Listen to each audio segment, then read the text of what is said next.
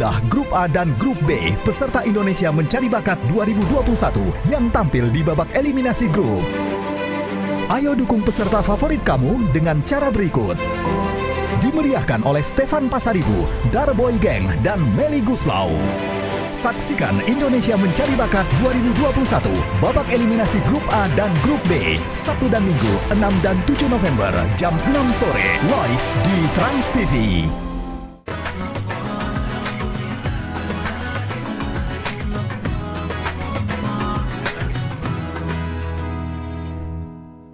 Assalamualaikum warahmatullahi wabarakatuh. Waalaikumsalam warahmatullahi wabarakatuh. Jamaah oh jamaah. Alhamdulillah. Alhamdulillahirabbil alamin. Allahumma sholli ala sayyidina Muhammad wa ala ali sayyidina Muhammad. Alhamdulillah jamaah, kita ketemu lagi di Islam itu indah. Masya Allah. Pagi hari ini saya sudah bersama guru-guru kita. Masya Allah, sangat kita cintai. Alhamdulillah. Kita akan belajar banyak jamaah. Aduh langsung aja ya, to the point ya. Maaf ya. Pasti jamaah sering nih dengar kata ini Ustadz. Kenapa sih berat banget ngucapin ini? Iya, ini sering terjadi. Terus sering Pada terjadi. tahu, tapi kayaknya berat untuk diungkapkan. Lah. Pelakor. Udah. Oh kan, tuh kan, pada diem kan kalau kayak gitu. Nggak ikutan. Udah, nggak ikutan deh. Soalnya pelakor itu ya istilahnya maaf ya, perebut laki orang. Ini kerap kali terjadi. Dan biasanya, aduh nauzubillahi min dzalik, jangan sampai nih para istri suaminya direbut lagi sama perempuan-perempuan lain. Oh, ada amalannya. Tenang. Kali ini ada amalannya nih, biar tidak direbut. Seperti apa? Biar rumah tangganya berjalan mulus, sakinah, mawaddah, warohmah. Tema kita adalah amalan agar suami tidak pindah ke lain hati. Masya Allah. Oh, berarti ini solusinya. Ini solusinya. Udah pada gak sabaran kan? Kalau gitu langsung aja Ustadz, aku punya tayangan nih Ustadz nih. Istri digerebek suaminya selingkuh. Ya Allah. Ini dia tayangannya, kita lihat ya. Penggerebekan ini dibenarkan Camat Menganti Sujarto. Kejadian bermula saat suami RS yakni AR pamitan kepadanya untuk bekerja pada Kamis 21 Oktober 2021 malam. AR waktu itu hanya berpura-pura pamit kerja dengan tujuan menjebak istrinya. Benar saja belum terlalu lama pergi dari rumah untuk pamit bekerja, lelaki hidung belang itu memasuki rumahnya tanpa izin. Ia menemui RS yang baru saja ditinggal kerja suaminya.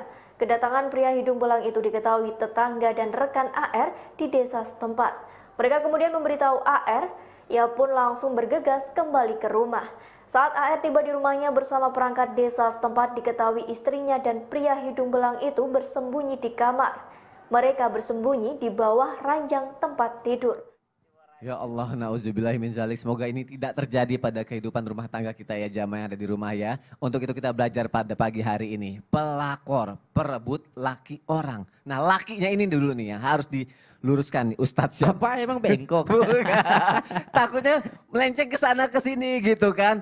Aku pengen tahu, jamaah juga pasti pengen tahu. Faktor apa yang membuat suami atau laki-laki itu melenceng kanan, melenceng kiri, lirik perempuan lain? Faktornya apa Ustadz Syam? Mohon penjelasannya. Tabi guruku Ustadz Maulana, Mas Soni, Ustadz Aliza, serta guru-guru kami yang dimuliakan Allah Subhanahu wa taala. Bismillahirrahmanirrahim. Alhamdulillahirabbil alamin wassalatu wassalamu ala asyrafil anbiya'i wal mursalin sayyidina Muhammadin wa ala alihi wa sahbihi ajma'in. Asbahna wa asbahal mulku lillahi rabbil alamin. Subhanaka la ilma lana illa ma 'allamtana innaka antal alimul hakim. Rabbi shrah li sadri wa yassir li amri wahlul 'uqdatam min lisani yafqahu qawli waj'al li waziran min ahli. Amin amin amin ya rabbal alamin. Untuk menyelesaikan suatu masalah kita cari dulu penyebabnya. Maka dari itu pertanyaan yang pertama bukan tentang amalannya langsung supaya suami tidak berpaling. Bukan tentang amalan untuk membentengi pasangan. Tapi langsung ditanyakan apa sih yang membuat atau faktor-faktor apa yang membuat laki-laki ini berpaling. Atau laki-laki ini melirik daripada perempuan yang lain. Yang pertama, seseorang datang kepada Syekh bertanya, wahai Syekh, aku ini sudah menikah. Tapi kenapa semenjak menikah dengannya, aku melihatnya sebagai wanita yang tidak cantik. Sebelum aku menikahinya, aku melihat dia yang paling cantik. Tapi setelah menikahinya, aku melihat wanita di luar sana yang lebih cantik daripada istri saya. Semakin hari semakin kulihat orang di luar sana jauh lebih menarik daripada istri saya, wahai Syekh. Maka apa jawaban daripada Syekh tersebut? Wahai anak muda, Aku berikan jawaban kepadamu, seandainya engkau menikahi seluruh wanita yang ada di muka bumi ini, lalu ternyata yang belum engkau nikahi, maaf, hanyalah seekor anjing betina, maka engkau akan melihat anjing betina itu lebih cantik daripada semua istrimu. Subhanallah. Berarti faktor pertama adalah godaan syaitan. Memang bagaimana syaitan itu menggoda supaya kita tidak melihat menarik pasangan halal ini dan melihat lebih menarik yang haram. Padahal mas sebenarnya kalau dari kasat mata rumput tetangga lebih hijau gitu ya. Iya ya. Tapi paling hijau rumput Islam itu indah. Gitu.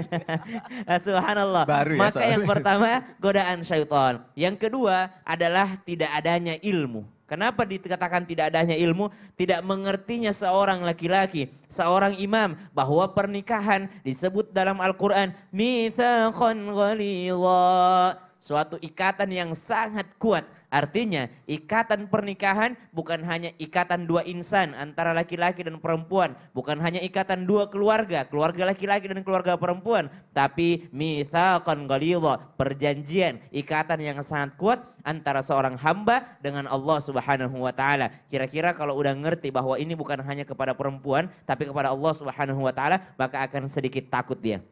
Ya. Namun ilmu saja tidak cukup. Kenapa? Karena banyak orang berilmu tapi dikatakan fasik.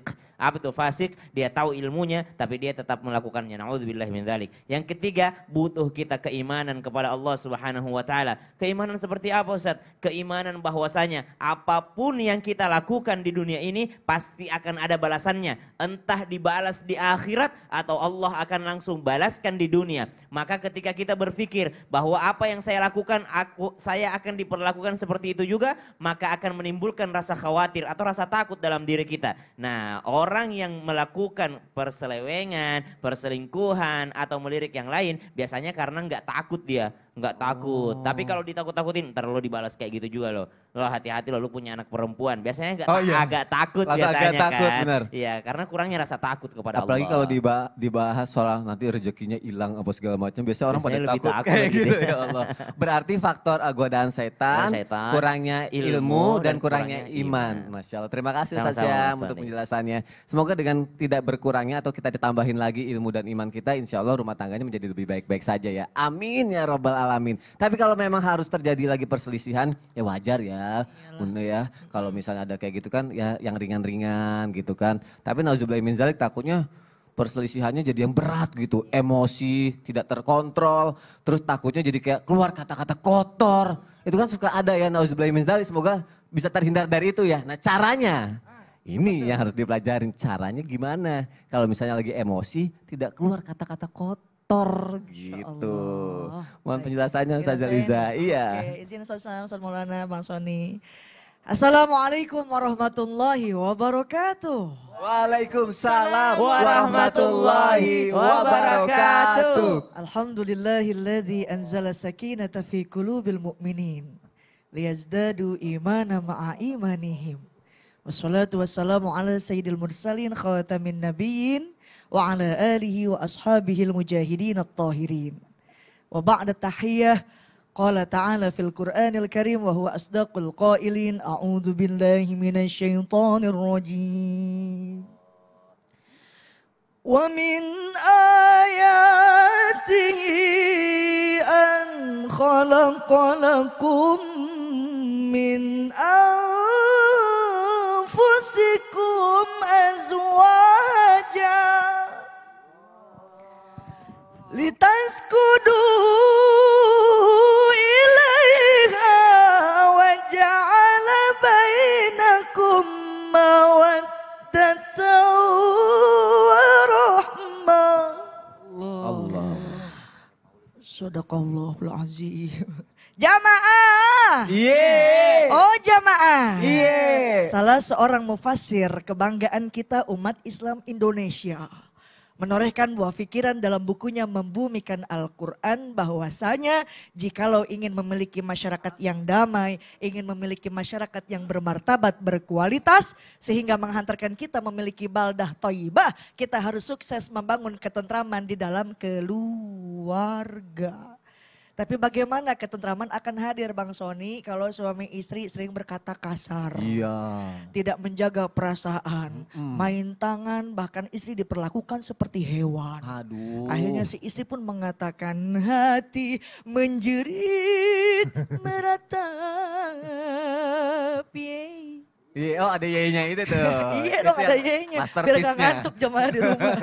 Yenya itu. Ya punten biasanya adanya konflik dalam rumah tangga Bang. Biasanya didukung sama faktor ekonomi.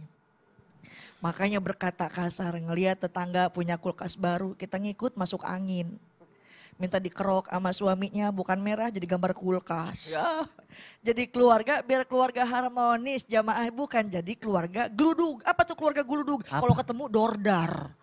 Ya Allah suami datang bukannya disapa, cium tangan, senyum. Langsung periksa handphone. Ya Allah. Suami gak kehabisan akal Bang, sebelum pulang pesan pun dihapus terlebih dahulu. Aduh. Oleh karenanya dijaga perasaan seorang istri. Karena kata Nabi seorang suami bukan hanya memberikan sandang, pangan dan papan. Memberikan kendaraan, menyajikan wajah yang tampan. Tapi seorang suami harus bisa menjaga perasaan. Aib istri tidak dipertontonkan. Dan apabila ada masalah istri tidak ditinggalkan. Insya Allah suaminya ngikutin apa yang jadi arahan Nabi pun seorang istri jadi solehah. Kelak menjadi keluarga yang sakinah, mawadah, penuh rahmah. Wallahu ta'ala. Masya Allah. Kalau harmonis aja suami istri saling mendoakan insya Allah Insya rezekinya Allah. berlimpah ya. Jadi nggak ada lagi faktor ekonomi kekurangan, nggak ada lagi. Iya, jadi gak kata-kata kasar Kata-kata keluar. kasar. Oh ya Allah. Terima kasih Ustazah Sami-sami, Liza untuk Bang penjelasannya. Sony. Iya. Itunya harus tetap ada. Aku boleh nggak pakai itu? Itu apa? Itu sama tadi. Oh biar nggak ngantuk. Gitu. Biar nggak ngantuk Iya. juga. Yeay. Pagi hari ini memang penisial itu kita pelajari karena setiap saat atau pada ada saatnya juga kita berumah tangga jamaah yang ada di rumah. Nah kalau misalnya tadi Ustadz Syam juga bilang Ustadz Maulana katanya faktor ilmu harus nambah, iman harus dipertebal gitu Iya, kan. betul. Supaya tidak terjadinya hal-hal yang tidak diinginkan apalagi dari pelakor gitu.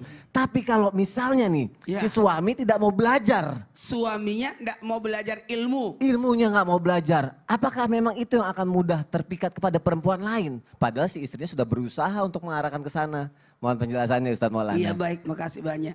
Izin Ustaz Lisa, Ustaz Sam. Bismillahirrahmanirrahim. Assalamualaikum warahmatullahi wabarakatuh. Waalaikumsalam warahmatullahi wabarakatuh. Jamaah. Yeay. Oh jamaah. Yeay. Alhamdulillah. Alhamdulillahirrabbilalamin. Allahumma salli ala sayyidina Muhammad wa ala sayyidina Muhammad. Satu bentuk pujian dan rasa syukur kita karena hari ini kita membahas bagaimana mencari solusi dari permasalahan, tapi tidak mengungkit lagi masalah, tapi mencari jalan keluar, mencari penyelesaiannya. Kalau perlu sebelum terjadi lakukan dulu. Antisipasinya. Antisipasi. Betul tadi kata Ustazah Liza, Ustaz Sam, perihal tentang rumah tangga itu harus banyak ilmunya. Nah gimana kalau suaminya tidak mau menuntut ilmu, tidak mau mempelajari agama. Sementara karena kita ketahui bahwa menuntut ilmu adalah menjadi satu kewajiban bagi setiap umat. Nah dalam hal ini kalau berbicara tentang kalau ada suami tidak mau mempelajari ilmu, mungkin dia berada pada posisi berikutnya. Kok berikutnya? Apa maksudnya ya? Kan dalam berilmu itu ada 5. Ada 5. Ada 5. Apa itu? Yang pertama ada yang mengajarkan ilmu. Mengajarkan ilmu. Mungkin dia tidak termasuk di yang pertama. Ya. Tapi bisa jadi ada yang kedua. Apa itu? Yakni menjadi yang mencari ilmu atau menuntut ilmu. Bukan lagi yang mengajar tapi belajar. Tapi ternyata dia tidak mungkin ada di sini Ustadz. Karena dia tidak mau. Kalau begitu jadikan dia yang ketiga. Siapa itu? Menjadi pendengar. Menjadi pendengar. Kalau begitu putar Islam itu indah di rumah. Nah. Masya Allah. Dengar dulu bisa Putar. belajar. Kalau perlu kenceng-kencengin suaranya. Jamaah. Yeay. Otomatis suami masa di rumah kan? Iya. Nah itu. Jadi perdengarkan ilmu pada suami. Nah ternyata susah. Kayaknya nggak bisa Ustadz. Oh, ambil tahap yang ketiga. Siapa itu? Pencinta atau pendukung ilmu itu sendiri. Ya, kemungkinan ibu, maaf bu, saya harus katakan, atau siapapun, suami saya itu tidak suka menuntut ilmu. Tapi bukankah dia sudah mengizinkan ibu untuk hadir di majelis taklimnya Ustazah Liza? Ya Allah. Tertulis, hadirilah peringatan maulid yang dihadiri pembawa hikmah aja dah. Kalau Ustazah Liza nggak ada peringatan maulid, Ustaz. Apa? Tablik akbar. Oh, Masya Allah. Kalau Ustazah Liza tablik Tablik akbar. akbar. Ustazah Liza, aku pernah hadiri acara yang penceramahnya Ustazah Liza. Terus? Itu di pagi hari. Akunya di malam hari. Ya. Dan ternyata, nauzubillah, jangan sampai masuk yang kelima. Apa yang kelima? Pembenci ilmu.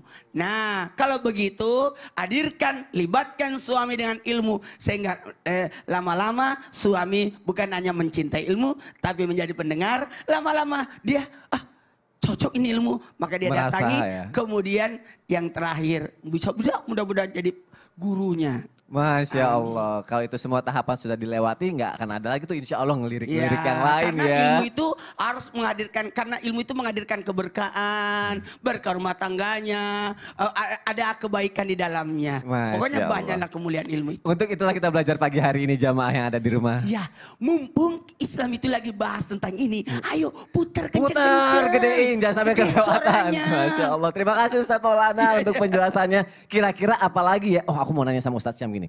Ustadz Syam sebagai seorang istri ya, istri itu kan harus nurut sama suami, apalagi dalam hal kebaikan gitu ya. Siap. Tapi kalau suaminya malah mengajarkan hal yang tidak baik, Astagfirullah. cara ngasih tahu suaminya bagaimana itu Ustadz Syam? Astagfirullah, astagfirullah. Ada suami yang mestinya menjadi panutan. Iya. Dan mestinya istri bisa masuk surga melalui jalur taat sama suami. Tapi justru suaminya ini mengarahkan istrinya ke neraka karena memerintahkan hal yang tidak baik. Nah. Suami yang seperti ini akan kita bahas setelah yang satu ini. Ya Allah, setelah yang satu ini ya. Setelah yang satu ini jamaah, jangan kemana-mana, tetap di Islam itu indah. Jamaah, oh jamaah. Alhamdulillah.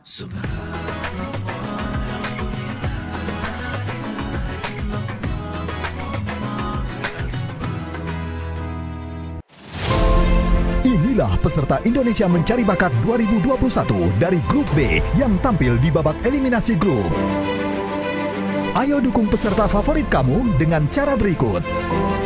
Dimeriahkan oleh Daraboy Gang dan Meli Guslau. Saksikan Indonesia Mencari Bakat 2021 babak eliminasi Grup B Minggu 7 November jam 6 sore live di Trans TV.